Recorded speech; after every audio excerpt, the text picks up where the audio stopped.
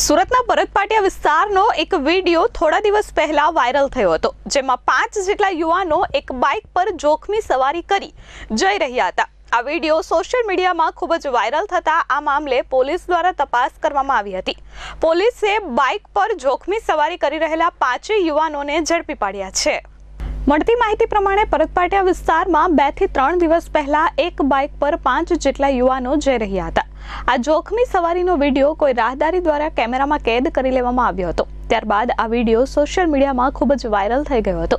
Video મામલે Puna police દ્વારા તપાસ હાથ ધરવામાં આવી હતી। બાઇકના નંબર આધારે પૂણા પોલીસ આરોપીઓ સુધી પહોંચી હતી। પૂણા પોલીસે આ સવારી કરી રહેલા 5 યુવાનોને ઝડપી પાડ્યા છે। આ 5 યુવાનોએ માફી માંગી અન્ય લોકોને પણ આવી ભૂલ ન કરવા અપીલ કરી હતી। યુવાનોએ જણાવ્યું હતું કે અમે જોખમી રીતે બાઇક ચલાવી રહ્યા હતા, તેના પગલે પૂણા પોલીસ દ્વારા અમારી સામે કોઈ કાર્યવાહી કરવામાં આવી છે।